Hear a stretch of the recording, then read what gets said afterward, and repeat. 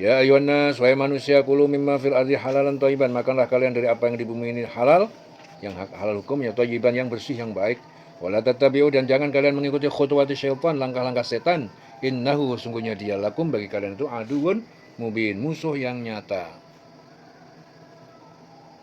Innama ya'murukum bisu, sungguhnya setan itu menyuruh kalian untuk berbuat kejahatan, kemaksiatan, wal fahsya, dan perbuatan keji. Wa antaqulu, dan agar kalian mengatakan Allah, atas Allah, tentang Allah, ma la ta'lamun, apa yang tidak kalian ketahui. Ya. Jadi ayat ini menerangkan kepada manusia agar memakan makanan yang halal, yang baik, dan terada di bumi. Ya. Jadi yang dimaksud halal itu halal barangnya, itu bukan sesuatu yang diharamkan, ya, seperti daging babi, anjing, darah binatang buas, minuman yang memabukkan, dan lain-lain. Halal cara memperolehnya, yaitu mencari rezeki harus dengan apa yang telah disyariatkan oleh Allah, bukan mencari rezeki dengan cara yang dilarang, seperti menipu, mencuri, merampas secara zalim, dan sebagainya. Jadi ada pun yang dimaksud dengan baik itu apa? Makanan yang apabila dimakan tidak berdampak pada kesehatan, seperti ya, daging yang berdampak, ya, orang berpenyakit, ya, darah tinggi, gula, ya, kencing manis, dan sebagainya. Jadi tubuh kita itu harus dimonitoring, ya. Kalau dia berlebih-lebihan jadinya tidak seimbang. Kebanyakan makan daging kambing, ya bisa juga darah tinggi, ya, gula akan berdampak, kencing manis, dan sebagainya. Jadi semuanya yang penting yang halal itu dimakan, tetapi harus menggunakan ukuran, jangan berlebihan, ya, sesuai dengan kemampuan tubuh, ya.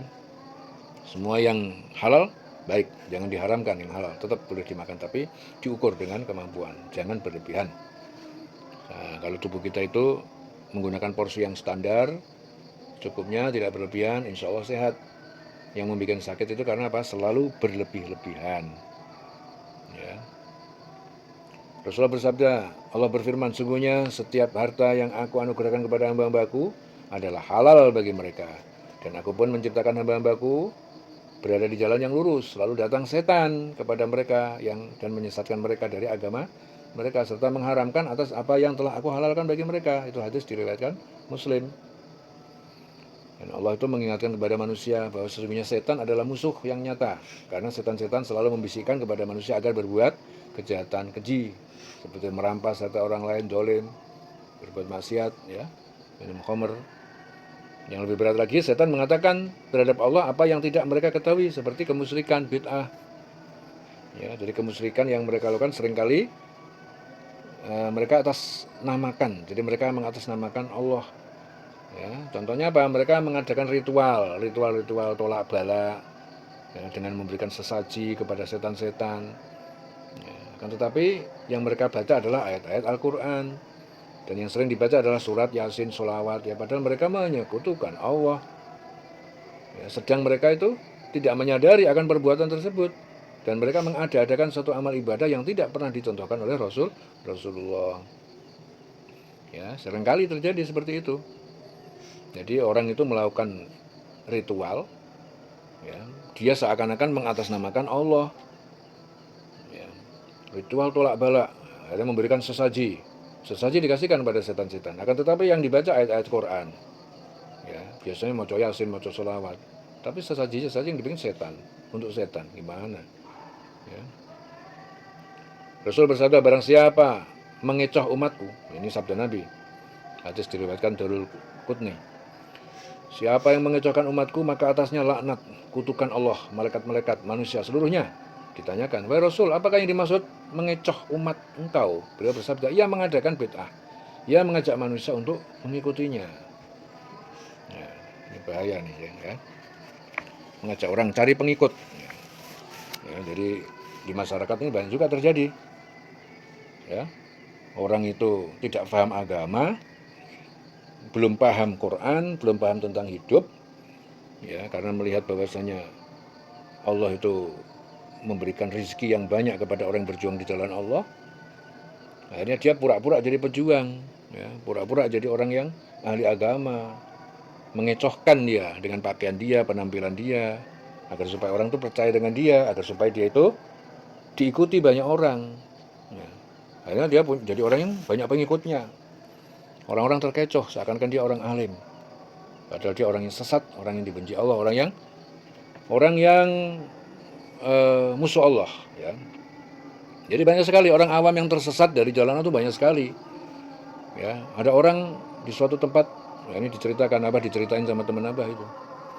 Jadi kelihatannya dia itu orang ulama, pakaiannya, kiainya, penampilannya, udeng-udengnya, serbanya, dan dia pintar ngobatin. Ya, kelihatan husuk sehingga masyarakat menganggap dia seorang yang wali, seorang yang alim, soleh. Setiap orang yang datang diobatin sebel sembuh. Setiap hari tamunya banyak, pasiennya banyak. Datang diobati sebel sembuh. Setiap orang sebel dia sembuh. Ya. Lama-lama ada orang minta tolong. Ya, ternyata apa? Setiap orang yang datang kepada dia minta obat dikasih syarat. Ya udah kamu kesini silakan datang ke sini. Bawa Quran ya. Jadi manusia terkecoh. Karena yang datang suruh bawa Quran. Qurannya suruh ninggal. Habis itu disebul sembuh pulang. Ada orang datang lagi minta obat suruh bawa Quran. Kan manusia terkecoh. Kan bawa Quran kan baik. Pikirannya begitu. Nah, jadi suatu saat orang itu meninggal. Mati orangnya itu. Begitu orangnya mati dari kubur. Suatu saat masih ada lagi orang yang datang minta tolong. Begitu datang ke rumahnya karena orang udah meninggal. Yang keluar anaknya. Oh bapak udah meninggal. Nah terus gimana nih, saya butuh obat, butuh pertolongan ini. Aku nggak bisa katanya. Ya udah yang penting kamu obatin deh. Akhirnya ternyata apa yang terjadi?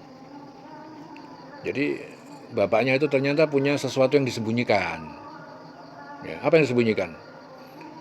Dulu pernah bilang sama anaknya, ini bapak ini punya kamar ini nggak boleh dimasukin siapapun. Yang boleh masuk cuma bapaknya aja.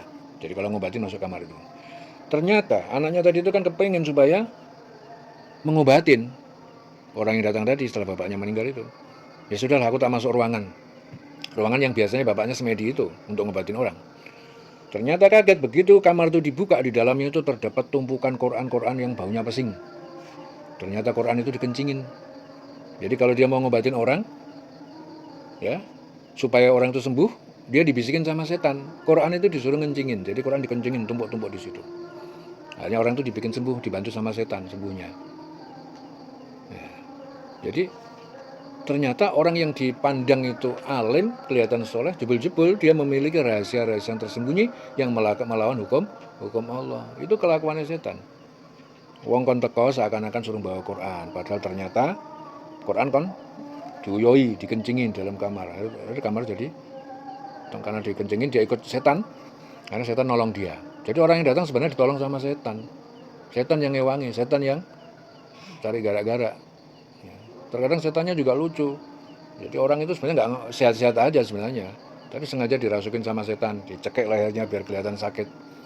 Yang digandoli sama setan. Begitu dibawa ke orang itu, setelah disuruh menghinakan Quran, ya ngencingi Quran dan sebagainya, akhirnya setannya diketik.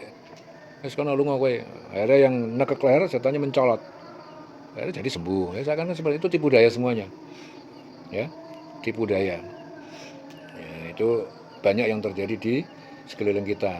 Jadi makanya supaya kita tetap aman dan selamat hanya satu, kembalilah kepada Quran seutuhnya. Allah bilang apa, diikutin. Allah melarang apa, diikutin. Sudah.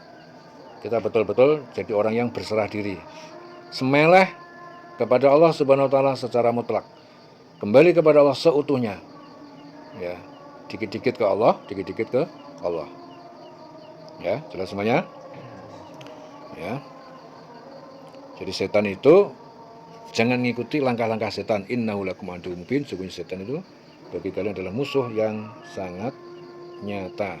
Innahu lakum aduwwun mubin. Innama sesungguhnya setan itu menyuruh kalian besok kejahatan, kemaksiatan, wal fasya, perbuatan keji, wa antaqulu 'alallahi ma la ta'lamun, dan agar kalian mengatakan tentang Allah apa yang kalian tidak ketahui. Ya, dieling selawase.